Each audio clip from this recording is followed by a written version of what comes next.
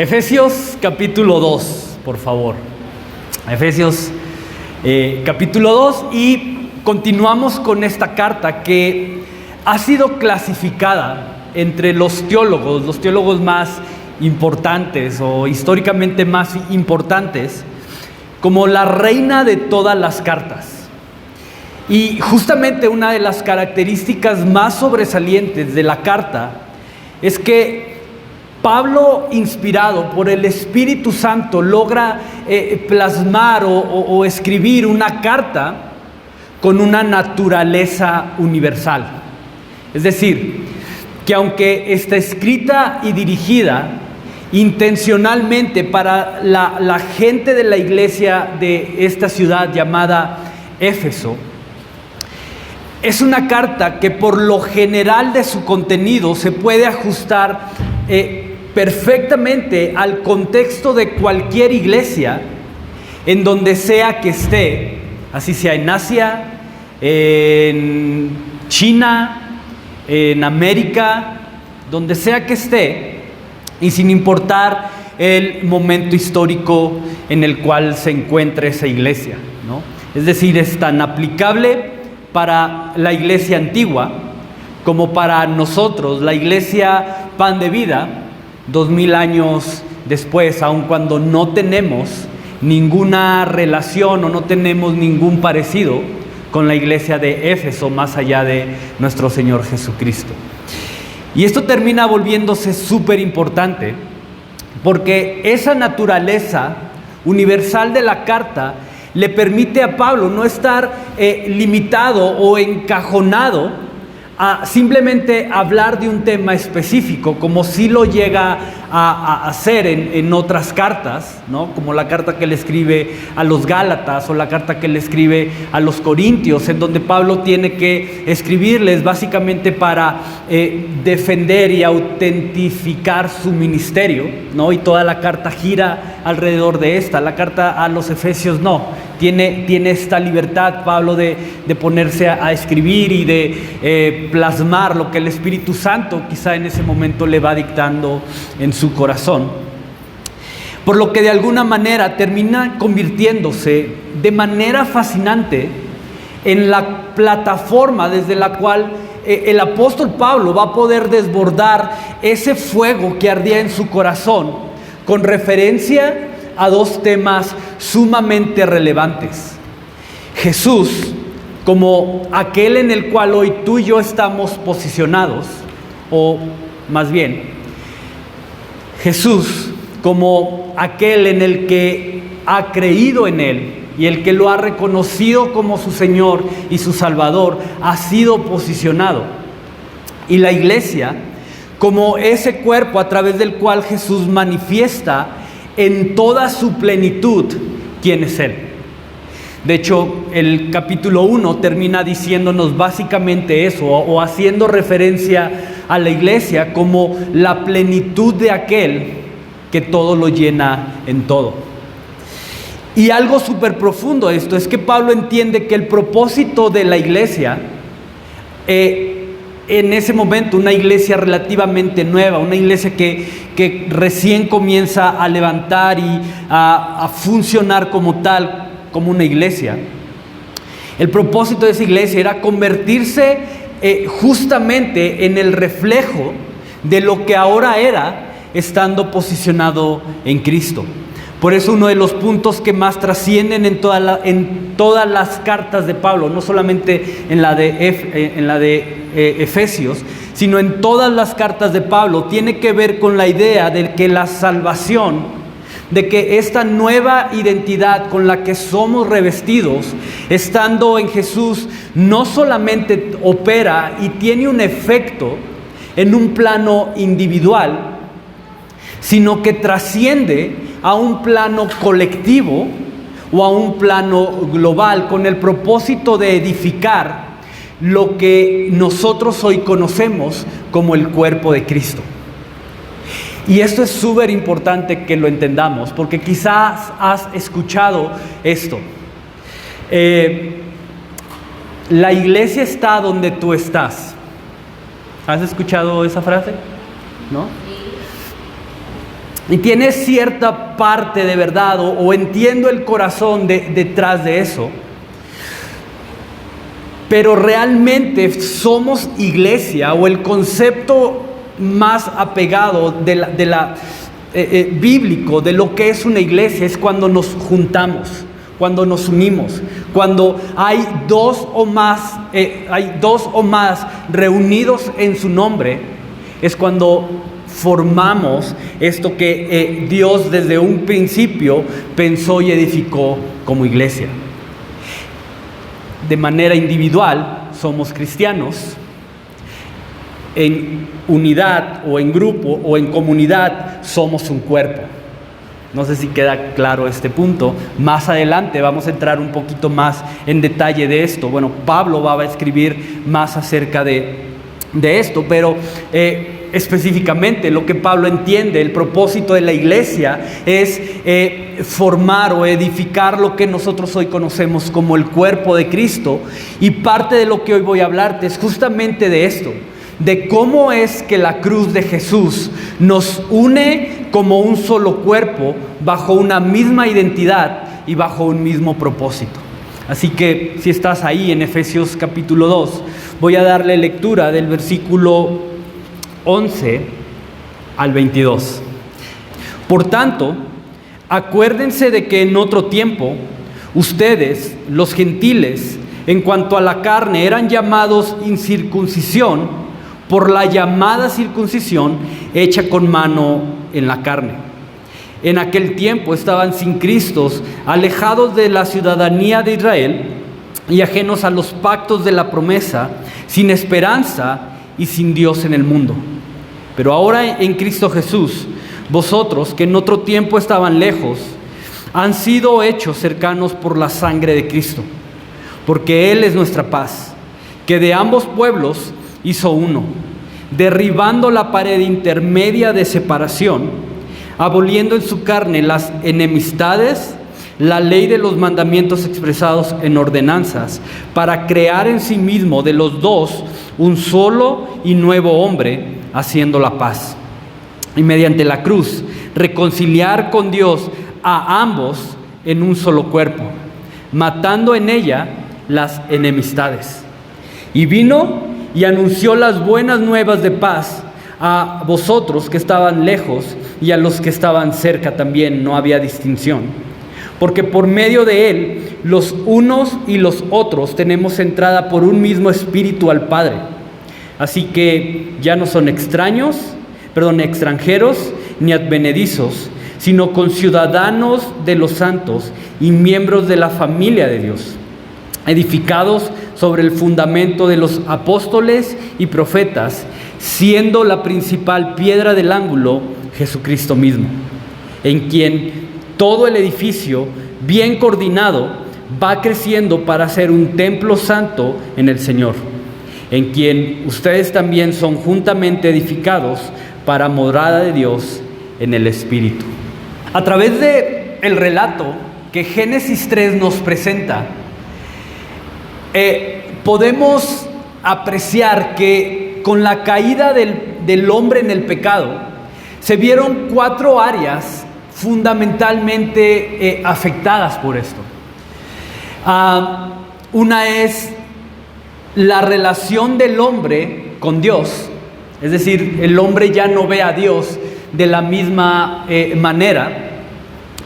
Y mencionábamos esto la semana pasada, de cómo Adán y Eva, cuando están en el huerto, esa presencia que era una presencia de paz, de amistad, de protección, de repente se convierte en una presencia que amenazaba y les hizo temer, ¿no?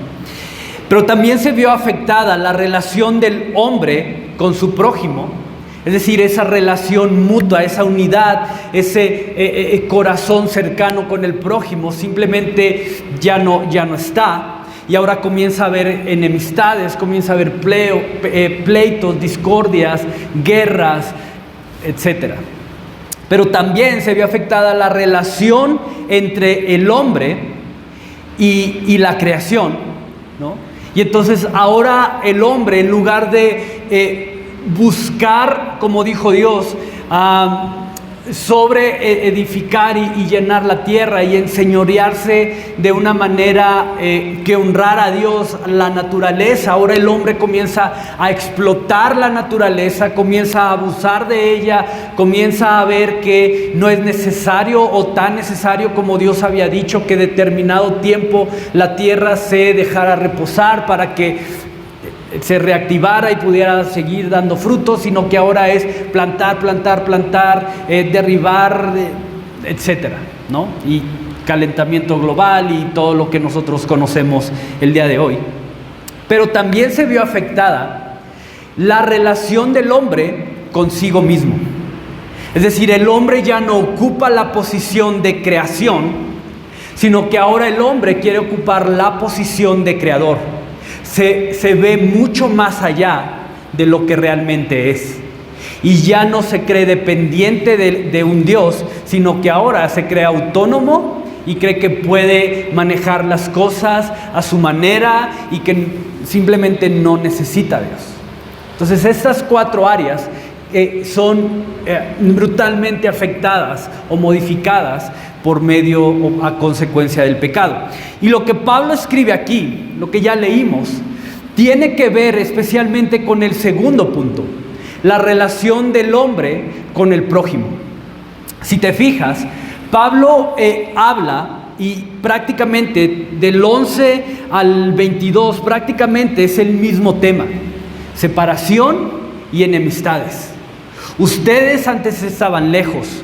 Ustedes antes eran llamados incircuncisión. Ustedes antes estaban alejados de la ciudadanía. Ustedes no pertenecían al pacto de las promesas, ¿no? Y separación y enemistades básicamente es el núcleo de esto que Pablo está escribiendo aquí. Pero al mismo tiempo, Pablo va a presentar a la cruz de Jesús como la que vino a traer paz y unidad entre judíos y gentiles. Ahora, déjame explicarte esto. La palabra gentil era una expresión que exclusivamente el judío utilizaba para referirse a toda aquella persona que no tenía sangre judía. Es decir, sencillamente, todo el que no era judío era un gentil. Y eso nos coloca a ti y a mí en esa posición de gentiles. Entonces, básicamente, para ellos solamente había 2 grupos. Para el judío solamente había 2 grupos. El judío, quien era el escogido por Dios, quien era el que estaba destinado a heredar las promesas, a heredar la vida eterna, a servir y a glorificar al Dios verdadero. Y el gentil, el excluido de las promesas, el que estaba alejado de Dios y condenado a morir simplemente en sus pecados, porque no tenían al Dios verdadero, porque ellos no iban y ofrecían sacrificios por el perdón de sus pecados. Entonces están excluidos y están condenados a morir en sus pecados. Ahora, el hecho de que el gentil fuera ajeno a los pactos de la promesa, como dice Pablo, y el que no llevara sobre su cuerpo la señal de la circuncisión, hacía que para el judío, y especialmente para este tipo de judío religioso, el gentil fuera considerado como de un valor menor, ¿no? Un valor inferior al judío. Lo que provocaba que el gentil fuera visto por el judío con desprecio y con oposición. De hecho, hay evidencias de que el judío llegaba a referirse al gentil en este tono arrogante bajo el título de perros. Sí, perros, ¿no? Era otra manera en que el judío celoso se refería al gentil, ¿no? Como perros. Ahora, los perros en esta época no eran animales domésticos como los que nos gusta tener, ¿verdad? Y acariciar y consentir y comprarles su hueso y cuidamos, ¿no? Chistoso, porque el día de ayer yo nunca lo había visto como jaulas, ¿no?, para los perros donde podías transportarlos. Pero el día de ayer vi a alguien que llevaba una mochila y adentro de la mochila llevaba a su perro, o sea, una mochila diseñada especialmente para transportar perros, ¿no? Y dije, bueno, aún hoy hay este término perrijos, ¿no? No quiero tener hijos, quiero tener perrijos, ¿no? Y bueno, está bien, cada quien... Ok, no voy a dar mi punto de vista de eso, pero sí, en este tiempo los perros eran animales carroñeros, eran animales salvajes, eran animales no domésticos, ¿no? Entonces el hecho de que los gentiles, o de que los judíos, le llamaran perros a los gentiles, era un tono bastante despreciativo, ¿no? De hecho, no solo eso, se cree que el judío varón verdaderamente celoso, ¿no?, el que estaba más apegado a las tradiciones, al que tenía el judaísmo muy apegado a su corazón, se cree que tenía una oración muy parecida a esto: Señor, gracias porque no nací esclavo, gracias porque no nací mujer, gracias porque no nací un gentil. Todos los días el judío celoso oraba esta oración al levantarse. Gracias Dios porque no soy esclavo, tengo libertad. Gracias Dios porque no soy mujer. Gracias Dios porque no soy como ese gentil que está condenado a morir en sus pecados. Así de extrema y distorsionada estaba la relación del hombre, en este caso del judío, con su prójimo. Era una batalla de nosotros contra ellos.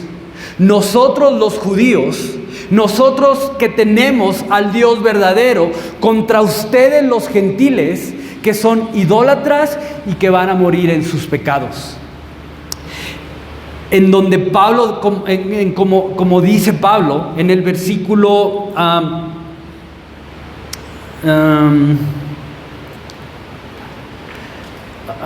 espérame, se me perdió. En el versículo 14, como dice Pablo, esta enemistad había levantado una pared, un muro intermedio entre ellos y nosotros, una separación. No hay coincidencia, no hay armonía, no hay paz. Son ustedes contra nosotros. Y aquí es importante aclarar este punto, porque si te fijas, Pablo habla de la circuncisión hecha a mano en la carne. Y esto tiene un peso súper profundo, porque con esto literalmente Pablo posiciona en el mismo nivel de necesidad tanto al judío como al gentil. Por eso nuevamente en el versículo 17 Pablo dice: y vino y les anunció las buenas nuevas de paz a vosotros que estaban lejos, pero también a los que estaban cerca. Es decir, Pablo reconoce que no había una distinción, que aunque el judío era judío, tenía exactamente la misma necesidad del gentil que estaba alejado. Reconocía que bajo el contexto religioso habían convertido algo que Dios había destinado para revelar su incapacidad de verdaderamente poder acercarse y relacionarse con Dios por ellos mismos. Simplemente lo habían convertido en algo que utilizaban para gloriarse de sí mismos, para gloriarse de su apariencia, para gloriarse de su aparente capacidad y esfuerzo, llenando profundamente su corazón de esto llamado orgullo.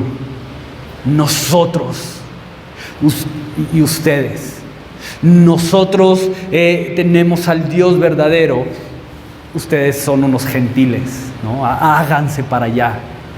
Y por eso Pablo hace esta distinción, reconociendo que la verdadera circuncisión no era esa circuncisión hecha a mano sobre la carne, sino la que Dios hace por medio del Espíritu Santo en el corazón del judío, pero ahora, gracias a la cruz, es posible en el corazón del gentil también. De manera que, como dice Pablo en el versículo 16, por medio de la cruz reconciliar a ambos en un solo cuerpo. Por medio de la cruz se reconcilia, por medio de la cruz se arregla, por medio de la cruz se quita cualquier enemistad entre ambos pueblos. Es la cruz quien viene y quita el orgullo y quita esta lucha constante entre ambos pueblos para edificar de manera gloriosa un solo cuerpo consolidado en el amor el uno por el otro. Lo que era enemistad, lo que era rivalidad, lo que era pleito, la cruz viene y lo cambia por amor, lo cambia por unidad, lo cambia por un solo cuerpo. Ese reino dividido ahora es unificado por medio de la cruz. Y me encanta, porque Jesús lo cambia todo. Jesús lo cambia todo, y lo que no era posible reconciliar mediante ritos o tradiciones humanas, unos brazos extendidos y clavados a la cruz lo hicieron posible. Jesús es nuestra paz. Solo en Jesús existe la posibilidad de borrar cualquier enemistad y reconciliar lo irreconciliable. Solo en Él hay la posibilidad de abrirle la puerta al verdadero perdón. Pero también la cruz me humilla y me da la capacidad de reconocer cuando yo me he equivocado. Y entonces necesito ir y buscar ese perdón. Solo Jesús une, solo Jesús edifica, solo Jesús construye, solo Jesús levanta, solo Él. Y es súper importante que podamos considerar esto, porque cuando yo quito la cruz de en medio, cuando yo quito la cruz de en medio de mi matrimonio, cuando yo quito la cruz de en medio de mi liderazgo, cuando yo quito la cruz de en medio de la forma en la que educo a mis hijos, de cómo trato a mi esposa, de cómo trato o me relaciono con mi prójimo, ¿sabes? Es cuestión de tiempo para que las diferencias y enemistades entren y tomen el control. Cuando quito la cruz de en medio. Porque cuando yo quito la cruz, ese lugar nunca va a quedar vacío. Cuando yo quito la cruz, el orgullo llena el espacio que la cruz ha dejado en mi corazón. Y escucha esto. Porque nunca estaré más cerca de reflejar el carácter, no de Jesús, ese carácter que tanto buscamos reflejar, el carácter de Satanás. Nunca estaré más cerca de reflejar el carácter de Satanás como cuando permito que mi orgullo destruya, cuando permito que mi orgullo rompa, cuando permito que mi orgullo humille y lastime a otros. El orgullo fue exactamente lo que hizo que Satanás cayera. Entonces, ojo con eso, porque cuando yo comienzo a quitar la cruz de Cristo y comienzo a hacerla poco a poco a un lado, te repito, en mi matrimonio, en mi liderazgo, en mi forma de llevar autoridad, en mi forma de relacionarme con otros, cuando yo empiezo a mover esa cruz, el orgullo empieza a entrar también. Y de repente mi corazón está lleno de esto. Mira lo que Salomón, el hombre más sabio que ha existido jamás en la tierra, dice acerca o nos advierte sobre esto. Proverbios 16, 18 al 19. Antes del quebrantamiento es la soberbia. Algunas otras versiones lo traducen como orgullo. Y antes de la caída, la altivez de espíritu. Mejor es humillar el espíritu con los humildes que repartir despojo con los soberbios o con los orgullosos. Chécate el peso que le da la Biblia al orgullo. Y no solo eso. Si vamos al libro de Santiago, en el Nuevo Testamento, en el capítulo 4, Santiago nos va a decir que Dios rechaza a un corazón que es motivado por el orgullo. Dios da gracia a los humildes, pero rechaza al orgulloso. Es la misma razón por la cual Pablo va a tomar mucho tiempo y mucha tinta y mucho papel, o en ese caso mucho pergamino o papiro, a lo largo de todas sus cartas, para hacer evidente su preocupación de lo peligroso que es el que tú y yo caminemos bajo esta condición de orgullo. Porque el orgullo nos lleva a derribar lo que Dios construyó. El orgullo nos lleva a menospreciar lo que Dios atesora.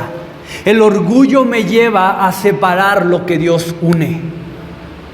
Y si vamos un paso más adelante, el orgullo termina siendo la semilla que hace germinar todos los otros pecados que llegan a manifestarse en mi vida. Un pastor llamado Jesiah Hansen resume esta idea en una frase que dice que el orgullo es la fuerza que hace evolucionar la maldad misma. El orgullo es la fuerza que hace evolucionar la maldad misma. La lleva más allá. Tú combina orgullo con cualquier otro pecado y vamos a obtener una bomba de eso. Y piénsalo, porque todo pecado en contra de Dios, todo pecado o todo mal en contra de otro, de mi prójimo, de mi hermano, tiene como raíz el orgullo. El creer que yo soy, el creer que lo que yo soy y lo que yo hago es mejor. Y eso termina posicionándome por encima de los demás. Y entonces yo soy mejor que tú. Y entonces mis deseos, mis emociones, mis sentimientos tienen que ser suplidos, porque se convierte en una demanda. Y podemos verlo desde el principio. Por orgullo, Adán y Eva pecaron contra Dios al creer que ellos podían hacer mejor de lo que simplemente Dios quería darles. Por orgullo, Caín mató a Abel al no tener la capacidad de soportar el hecho de que su ofrenda fuera aceptada y la suya no. Orgullo. Entonces ve lo interesante de esto, porque entre más lejos me posicione de la cruz, más profundo es mi orgullo.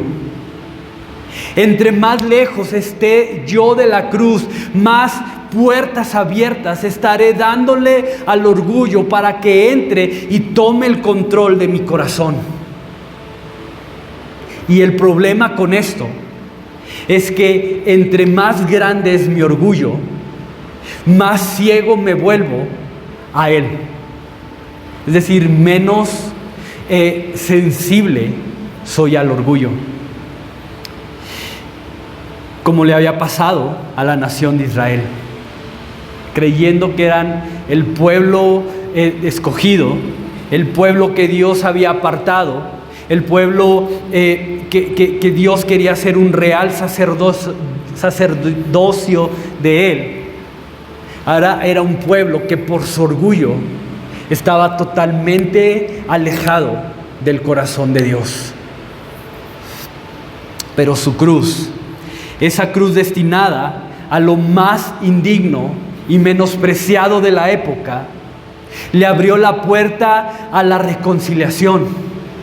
Esa cruz destinada a los pecadores y a los hombres más viles de la época, simplemente abrió la puerta al perdón. Padre, perdónalos. Padre, ¿Quién dice eso? Y sabes, me llama profundamente la atención que la oración de Jesús no fue: Padre, ayúdame a mí a perdonarlos a ellos. Es: Padre, perdónalos. Y estas palabras que venían de lo más profundo del corazón de Jesús, más que una petición de su parte, para que simplemente Dios los librara del castigo y de la condenación, era ofrecer el perdón como la única forma de reconciliación y de restauración. Por eso Jesús dice: Padre, perdónalos. No porque Él no los haya perdonado, sino porque si había una forma de ofrecer reconciliación, si había una forma de terminar esta corriente de nosotros contra ellos, era diciendo: Padre, perdónalos, reconcílianos, abre la puerta para que exista el perdón y la reconciliación con ellos. Y quiero terminar leyéndote lo que dice 2 Corintios, versículo 5, 2 Corintios 5, versículo 17. 2 Corintios, capítulo 5.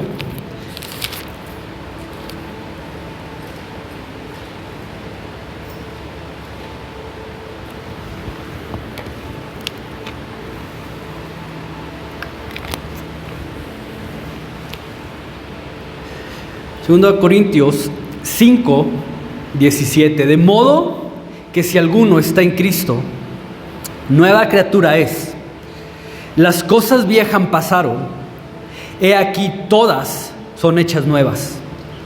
Y todo esto proviene de Dios, quien nos reconcilió consigo mismo por Cristo y nos dio el ministerio de la reconciliación. Que Dios estaba en Cristo reconciliando consigo al mundo, no tomándoles en cuenta a los hombres sus pecados, y nos encargó a nosotros la palabra de reconciliación. Y esto es súper fuerte. Nos reconcilió consigo mismo con Cristo, o por Cristo, y nos dio el ministerio de la reconciliación. Entonces, ojo, porque no hay enemistad, no hay desacuerdo, no hay diferencia, por más grande que ésta sea, o por más tiempo que esta enemistad lleve, que no encuentre restauración al pie de la cruz. Porque allí fue en donde Jesús puso fin a las enemistades y en donde abrió la puerta para darnos a ti y a mí la capacidad de formar un solo cuerpo en Jesús, para manifestar en toda su plenitud quién es Él. Entonces, yo no sé cómo vienes hoy. Yo no sé si el día de hoy has venido caminando en enemistad. Ojo, no en odio. La Biblia no habla de odio, habla simplemente de enemistad, de desunión. Pero Jesús nos llama a reconciliar todas las cosas, porque Él nos ha dado el ministerio de la reconciliación. Y no vamos a ser iglesia, o más bien, no vamos a reflejar el corazón del Padre a través de su iglesia cuando no caminamos en unidad. Entonces, ¿por qué no termino? Déjame terminar orando esto y pidiéndole al Padre y dándole gracias, porque al final de cuentas Él hace posible la reconciliación. Él hizo posible la reconciliación entre nosotros y Él, pero también entre nosotros y el prójimo. De manera que, como te decía anteriormente, no hay enemistad, no hay problema, no hay conflicto que no encuentre solución y restauración al pie de la cruz. Pero cuando tú y yo tratamos de arreglar esos conflictos sin la cruz de por medio, entonces poco se logra.